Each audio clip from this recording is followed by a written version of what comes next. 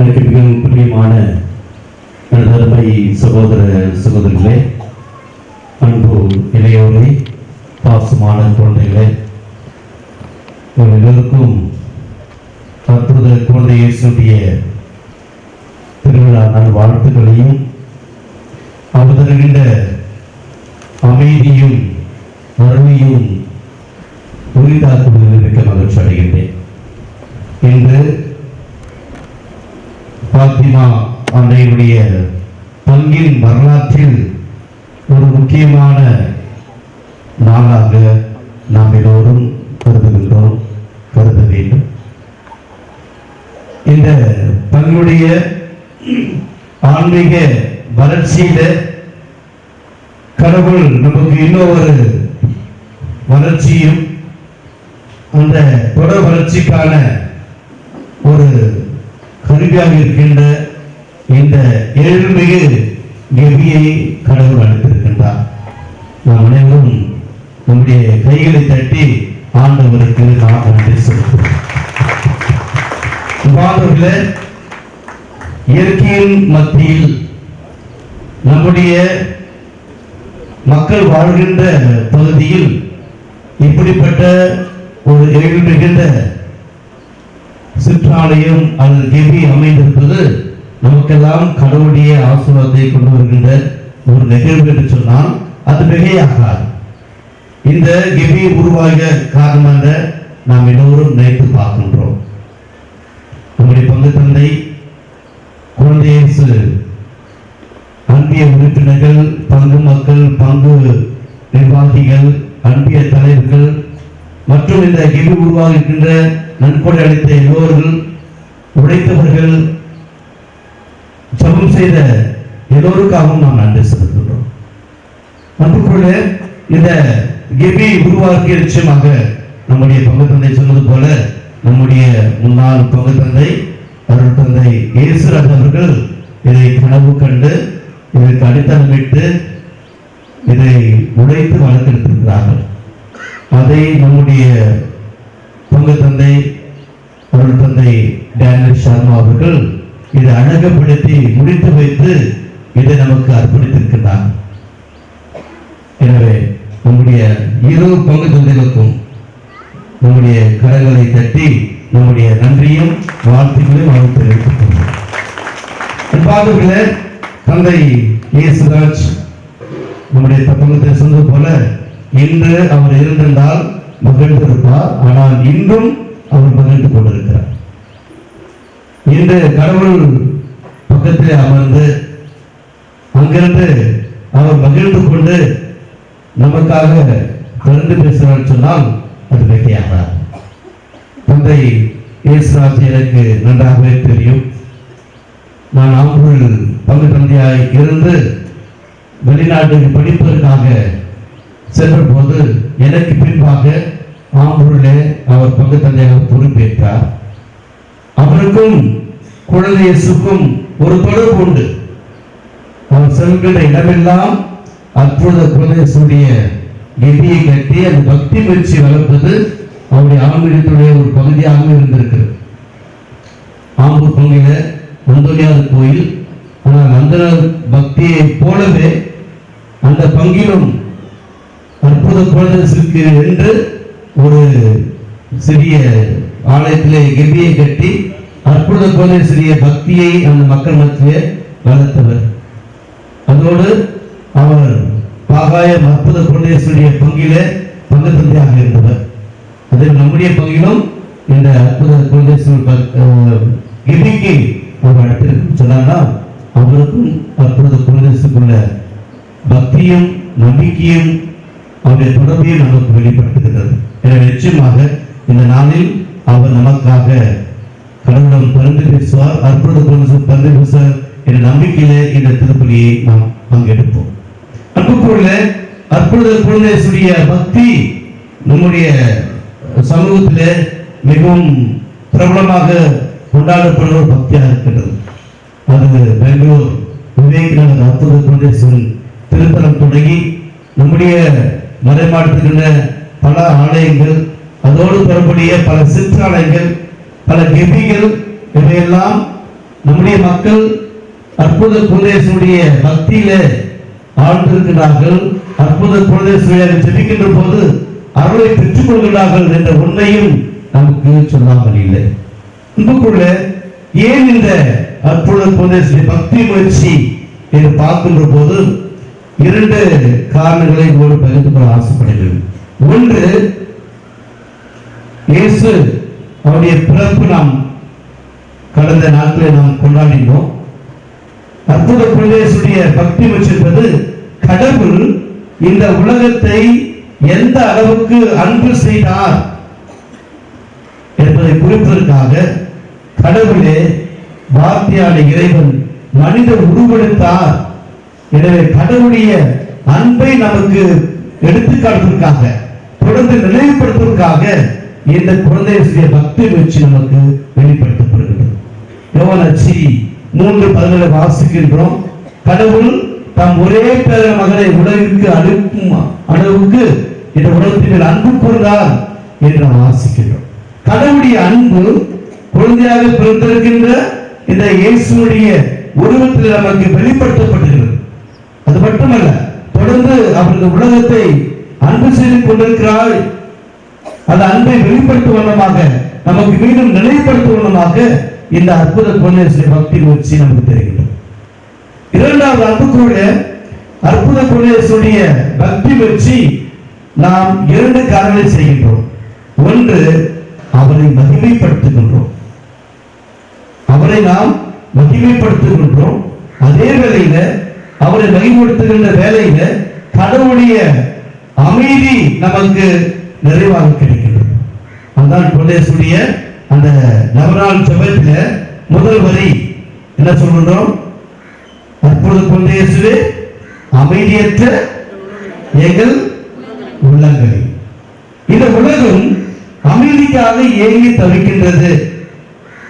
இந்த அமைதியை கொடுக்கக்கூடிய கடவுளுடைய பிள்ளையாக, நம்முடைய தெய்வமாக இந்த அற்புத குழந்தையை விளங்கி கொடுத்தார்.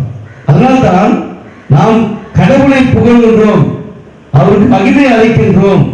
அவரை மகிமை செலுத்துகின்ற போது, மகிமைப்படுத்துகின்ற போது அன்புக்குள்ளே நாம் அமைதியை பெற்றுக் கொள்கின்றோம்.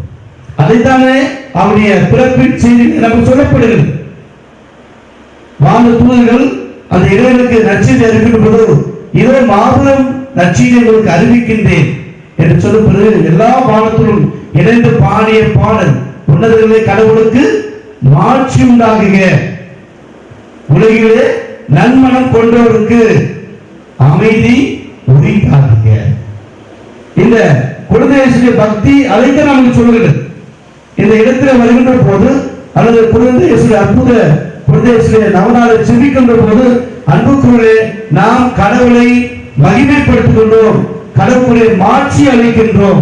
அதன் விளைவாக அந்த மாட்சியின் பொருட்டு கடவுள் நம்முடைய உள்ளங்களுக்கு அமைதியை அளிக்கின்றார் என்றுதான் நாம் விசுவாசிக்கின்றோம். அதைத்தான் நமக்கு என்னுடைய வார்த்தை நூற்காட்சி 2:10 நாம் சொல்கின்றோம், வானுடைய கீதம். எனவே இந்த சிற்றாலயத்தில், இந்த கெபியில் நாம் ஒவ்வொருவரும் அற்புத குழந்தையை நாம் சந்திக்கின்ற போது அன்புக்குள்ளே கடவுளை மகிமைப்படுத்துகின்ற செயல்களை நாம் நினைத்து பார்த்து செபிக்க வேண்டும். கடவுளை மகிமைப்படுத்துகின்றோம். நீ என்னை மகிமைப்படுத்த நான் உன்னை மேன்மேலும் ஆசீர்வதிப்பேன் என்பதால் அற்புத குழந்தைய முக்கியமான சொல்லாடலாக நாம் பயன்படுத்துகின்றோம், படிக்கின்றோம், ஜெபிக்கின்றோம், நம்புகின்றோம். அது உண்மையும் கூட. எனவே அன்புக்குள்ள இந்த கெபியில் நீங்க வந்து ஜெபிக்கின்ற போதெல்லாம் கடவுளை மாட்சிப்படுத்துங்கள், கடவுளை புகழ்ந்தேற்றுங்கள். கடவுளை மாட்சிப்படுத்துகின்ற போது நிச்சயமாக அன்புக்குள்ள அமைதியற்ற நம் உள்ளத்திலே கடவுளுடைய அமைதி, அருள் நமக்கு நிறைவாக கிடைக்கும். அப்படிப்பட்ட ஒரு இடமாக, அப்படிப்பட்ட அருள் தலமாக இந்த இடம் விளங்க வேண்டும் என்று இதனாலே நாம் ஆசிக்கிறோம்.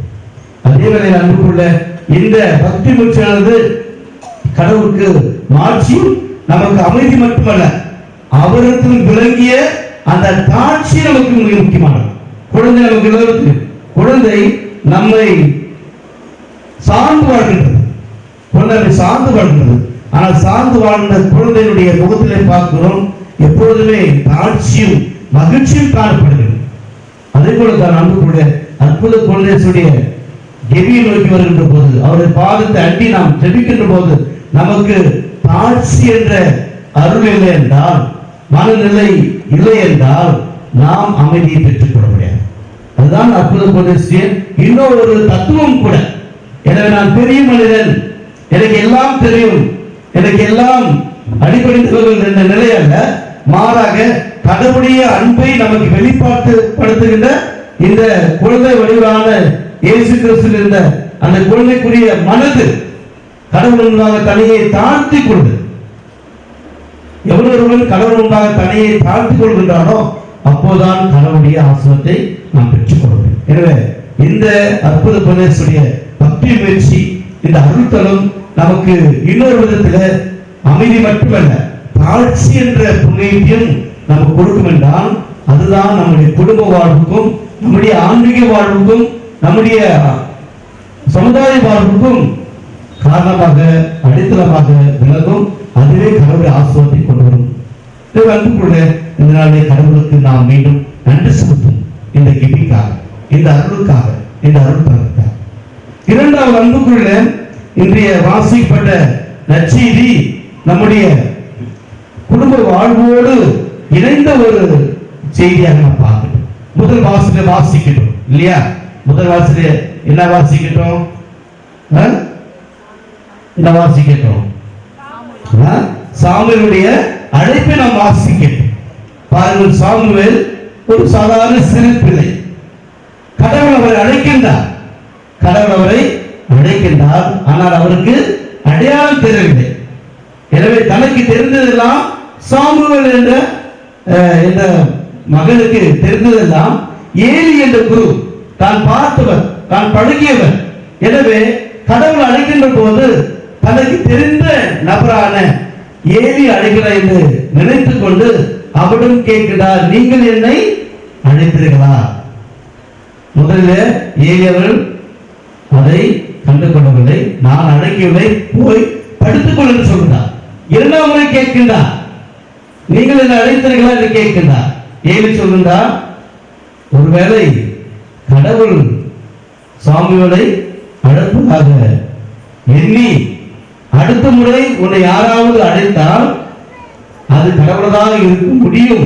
எனவே ஆண்டவரே பேசும், மடியே கேட்க என்ற பதிலை சொல்லிக் கொடுத்தார். மூன்றாவது கடவுள் அழைக்கின்ற போது அந்த ஏலி சொல்லிக் கொடுத்த, கற்றுக் கொடுத்த, நினைவுபடுத்திய அந்த வார்த்தைகளை சொல்கிறார். கடவுள் அழைக்கின்றார், சாமுவேல் சாமுவேல் என்று அழைக்கின்றார். அதற்கு சாமுவேல் சொல்ற வார்த்தை, ஏலி தனக்கு என்ன சொல்லிக் கொடுத்தாரோ அதையே அவர் பதிலாக சொல்கிறார். ஆண்டவரே பேசும், மடியே நான் கேட்கிறேன். அன்புக்குள்ள இதுதான் கிறிஸ்துவ குடும்பத்துடைய ஆன்மீகம். கிறிஸ்துவ குடும்பத்துடைய ஆன்மீகம் அன்றாட வாழும் அதுதான். இங்க இருக்கின்ற எல்லா பெற்றோர்களும் ஒரு விதத்தில் உருவாகி இருக்கின்ற ஏலியை போன்றவர்கள். நம்முடைய குழந்தைகள் எல்லாம் நாம் மதத்திற்கு வேண்டியது. நம்முடைய குழந்தைகள் ஆன்மீகத்தில் அல்லது அன்றாட வாழ்வில், அருள் வாழ்வில், பொருள் வாழ்வில், படிப்பில் நன்றாக படிக்க வேண்டும் என்றால், அன்பார்ந்த பெற்றோர்களே, நம்முடைய வாழ்வு என்பது நம்முடைய பிள்ளைகளுக்கு எடுத்துக்காட்டாக விளங்க வேண்டும். குறிப்பாக கடவுளுடைய திட்டத்தை, கடவுளுடைய விருப்பத்தை நாம் நம்முடைய பிள்ளைகளுக்கு எடுத்து சொல்கின்ற பிள்ளைகளாக மாற வேண்டும். அதுதான் ஏலி செய்தார். அறியாமல் இருந்த அந்த சாமுவேலுக்கு இது கடவுளின் குரல், இது கடவுளின் அழைப்பு என்று நினைவுபடுத்தி அவருக்கு பார்த்து சொல்லித் தருகிறார். அடுத்த முறை உன்னை யாராவது அழைத்தால் அவர் ஆண்டவர் தான் இருப்பார், எனவே ஆண்டவரே பேசும் என்று பதில் சொல்லிக் கொடுக்கிறார். அப்படிதான் ஒவ்வொரு பெற்றோரும் கடவுளுடைய திட்டத்தை நாம் பிள்ளைகளுக்கு எடுத்து சொல்ல வேண்டும். ஜபமாக இருக்கலாம், அல்லது படிப்பாக இருக்கலாம், அல்லது அவர்கள் தவறு செய்கின்ற போது திருத்துகின்ற பணியாக இருக்கலாம். எனவே அன்புக்குள்ள நாம் ஒவ்வொருவரும், குறிப்பாக பெற்றோர் எல்லோரும் நம்முடைய குடும்பத்தில் நம்முடைய பிள்ளைகளுக்கு குருவாக இருக்க வேண்டும். அதான் திருவை சொல்கிறது. எல்லா திருமுழுக்கு பெற்ற எல்லா மக்களும் கிறிஸ்துடைய உப்பணியில் குருத்துவ பணியில் பங்கேற்கின்றோம். எப்படி குருத்துவ பணி செய்வது? திருப்பலி ஆற்றுவது அது குருக்களுக்கு மட்டும் உரியதல்ல. நாம் குருக்களாக திருப்பலி நிறைவேற்றுகிறோம். ஆனால் நாம் குடும்பத்தில் இருந்து நம்முடைய பிள்ளைகளுக்கு கடவுளுடைய திருவுளத்தை, கடவுளுடைய விருப்பத்தை, நல் வழியை காட்டுகின்ற போது அன்புக்குள்ளே கடவுள் நமக்கு கொடுத்த அந்த குருத்துவ பணியை நாம் செய்கின்றோம். மறக்கக்கூடாது. இன்று நாங்கள் 3 பேரும் குருக்களாக இருக்கின்றோம், அல்லது பல அருத்தந்தை பார்த்திருக்கிறார்.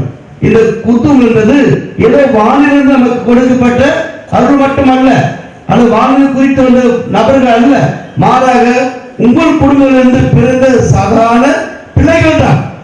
இன்று நான் குருவாக இருப்பது அடிக்கடி சொல்வேன், என்னுடைய பாட்டி தான் காரணம். என்னுடைய பாட்டி தான் கோயிலுக்கு அழைத்து செல்வார், முடிப்படி சொல்வார், சிலுவைப்படி சொல்வார், ஜபம் சொல்லிக் கொடுத்தார். அந்த விசுவாச பயிற்சி, அந்த நம்பிக்கை பயிற்சி, அந்த ஜப வாழ்வு இன்று எனக்கு அடிப்படையாக இருக்கிறது. அப்படிதான் அன்புக்குள்ள நம்முடைய குடும்பத்தில் இருக்கிற பெரியோர்கள், முதியோர்கள், பெற்றோர்கள் நம்முடைய பிள்ளைகளுக்கு சொல்லிக் கொடுக்கின்ற போது அது சாதாரண செயலாக இருக்கலாம், சாதாரண ஜபமாக இருக்கலாம், சாதாரண நம்பிக்கையாக இருக்கலாம். ஆனால் அதுதான் ஆன்மீகத்துடைய அடித்தளமாக ஆழமாக விளங்கும் சொன்னால் அது ஒருபோதும் மிகையாகாது. அது உண்மையானது கூட. இன்று அன்புக்குள்ள நினைத்து பாருங்கள், எத்தனை பெற்றோர்கள் நம்முடைய பிள்ளைகளை ஆலயத்திற்கு அழைத்து வருகின்றோம். ஒருவேளை குழந்தையாக இருக்கின்ற போது நாம் திருமுழுக்கு பிள்ளைகளை அழைத்து வருகின்றோம், நற்கண்ணைக்கு அழைத்து வருகின்றோம். அதற்கு பிறகு நம்முடைய பிள்ளைகளை நாம் ஆலயத்திற்கு அழைத்து வர முடிகிறதா? யோசிப்போம். நற்செய்தி வாசகரை பார்க்கணும். நற்செய்தி வாசகர் அந்திரியாவை இயேசுவை காண்கின்றார், இயேசுவை அனுபவிக்கின்றார். இயேசுவை கண்டுகொண்ட பிறகு அவருடைய சகோதரரான சீமோன் பேதுரு சொல்கிறார், நாங்கள் மெசியாவை கண்டோம், நாங்கள் மெசியாவை கண்டோம். எனவே திருவிழாவினுடைய தலைவராக இருந்த அரசியலுடைய தலைவராக இருந்த பேதுருவை இயேசுடன் கொண்டு வருகிறார், இயேசுவுக்கு அறிமுகப்படுத்துகிறார். எனவே அந்திரியா ஒரு நம்பிக்கையை அந்த சகோதரருக்கு தருகின்றார், இயேசு அறிமுகப்படுத்துகின்றார். அதுவும் ஒரு விதத்துல ஒரு ஆன்மீக தேடலுக்கான ஒரு பயிற்சியாக, அழைப்பாக, விசுவாசத்துடைய பயணமாக இருப்பதை நாம் பார்க்கிறோம். அன்புக்குள்ள இதைத்தான் உங்களுக்கு சொல்ல ஆசைப்படுகிறேன். இந்த இறைவாக்கினர் எலியா, குரு எலியா போல, ஏலி போல, அதே போல அந்திரியா போல நாம் பிறகு உதவி செய்ய வேண்டும் ஆன்மீக காரியத்தில். அதான் அன்புக்குள்ள இரண்டாவது, இந்த திருப்பலி நேரத்தில் ஒவ்வொரு திருப்பலிலும் நாம் ஆண்டவராகிய இயேசு கிறிஸ்துவை கண்டு கொள்வோம். எப்படி அந்திரியா இயேசுக்கு மெசியாவை கண்டு கொண்டாரோ, அதே போல ஒவ்வொரு திருப்பலியும் நமக்கு இயேசுவை காட்டுகின்ற, இயேசுவை அடையாளப்படுத்துகின்ற ஒரு நிகழ்வாக இருக்கின்றது. அதுதான் திருமுழுக்கான் சொன்னார், இதோ கடவுளின் செம்மறி என்று அந்திரியாவுக்கு அடையாளம் காட்டினார், அந்திரியா பேதுருக்கு அடையாளம் காட்டினார். எனவே இந்த அதே நிகழ்வானது ஒவ்வொரு திருப்பலியிலும் ஒரு குருவானவர் தேவனுக்கு எடுத்து, இதோ இறைவனின் செம்மறி, இறை உலகின் பாவங்களை போக்குகிற சொல்கின்ற போது நாம் விசுவாசிக்கின்றோம், அவரையே நாம் உணவாக பெற்றுக் கொள்கிறோம். எனவே ஒவ்வொரு திருப்பலியும் கடவுளை நாம் கண்டு கொள்கின்ற ஒரு அற்புதமான அருள் தருகின்ற தெய்வமாக இருக்கிறது. இது அன்புக்குள்ள நம்முடைய இந்த ஆன்மீக வாழ்வில் கடவுளை அனுபவிப்பது, கண்டு கொள்வது, அதை பிறருக்கு அறிவிப்பதுதான் உண்மையான கிறிஸ்துவ வாழ்வு. அப்படி வாழ்கின்ற போது இதைய 2வது சொல்வது போல நாம் கடவுள் வாழ்கின்ற ஆலயங்களாக இருக்கின்றோம். நம்முடைய உடல் கடவுள் தங்குகின்ற ஆலயமாக இருக்கின்றது. எனவே இந்த கடவுள் தங்குகின்ற இந்த ஆலயம் புனிதமடைய வேண்டும் என்றால் நாம் ஒவ்வொருவரும் நம்முடைய உடலை புனிதமாக கருத வேண்டும். ஆனால் பவுல் அழகா சொல்வார், பாவம் செய்கின்ற எல்லோரும் நாம் கடவுளுக்கு எதிராக பாவம் செய்கிறோம், அடுத்தவரை பாவம் செய்ய தூண்டுகின்றோம். ஆனால் பரத்தமை, எல்லாரும் பரத்தமை செய்கின்ற போது கடவுளுக்கு எதிராக மட்டுமல்ல, பிறருக்கு எதிராக மட்டுமல்ல, மாறாக நம்முடைய உடலை பாவத்திற்கு உட்படுத்துகின்றோம். தவறான கருத்து. நாம் பிறர் சேவை செய்கின்ற போது கடவுளுக்கு எதிராகவும் பிறருக்கு எதிராகவும் பாவம் செய்கின்றோம். ஆனால் பரத்தமை செய்கின்ற போது கடவுளுக்கு மட்டுமல்ல, பிறருக்கு எதிராக மட்டுமல்ல, மாறாக நமக்கு எதிராக கடவுளின் ஆலயமாக இருக்கிற நமது உடல் பாவத்துக்கு உட்படுகின்றது. அன்புக்குள்ள பிறருடைய குற்றத்தை சொல்வது ரொம்ப எளிதானது. ஆனால் நமக்கு நாம் குற்றத்தை செய்கின்ற போது நாம் பாவம் செய்கின்றோம் என்ற மனதை அற்றவளாக, உணர்ச்சி அற்றவளாக மாறுகின்றோம். எனவே இந்த நாளில் இந்த கெபியை திறக்கின்ற போது, இந்த அற்புத குழந்தை செய்து தங்கி வாழ்கின்ற போது நினைத்துக் கொள்வோம், இது மட்டுமல்ல, இங்கு வருகின்ற வாழும் கடவுளின் ஆலயமாகிய நானும் புனிதமடைய வேண்டும். கடவுள் என்னில் இருக்கின்றார், கடவுளுடைய ஆவி என் உள்ளத்திலே இருக்கின்றது. எனவே இந்த வாழ்கின்ற ஆலயமானது இங்கு இருக்கின்ற ஆலயத்தில் வருகின்ற போது அது புனிதமடைகின்றது, புதுப்பிக்கப்படுகின்றது, கடவுளுடைய ஆற்றலை பெற்று மீண்டும் வளர்ச்சிக்கு அழைக்கப்படுகிறது. எனவே இந்த இடம், இந்த அருள்தலம் நம்முடைய உள்ளத்தில் இருக்கின்ற தூய ஆவியை எழுப்புகின்ற, கடவுளின் ஆவி உறைந்திருக்கின்ற இந்த உள்ளத்தையும் நம்முடைய பாவங்களாக மாறாக புண்ணியத்தால் நாம் கட்டியிருப்போம். அப்போது நாம் கொண்டாடுகிற ஒவ்வொரு திருப்பணியும் கடவுளுடைய அனுபவத்தை நமக்கு கொடுக்கும். கடவுளுடைய அனுபவத்தை கொடுப்போம். அந்த அனுபவத்தை பெற்றுக்கொண்டு நாம் எல்லோரும் பிறகு அனுபவத்தை கொடுக்கின்ற, குறிப்பாக நம் குடும்பத்தில் நம் பிள்ளைகளுக்கு அருளை கொடுக்கின்ற, வழிகாட்டுகின்ற மக்களாக வாழும். அதற்காக அருள் வேண்டி இத்திருப்பணியை தொடர்ந்து செல்விப்போம். ஆமென்.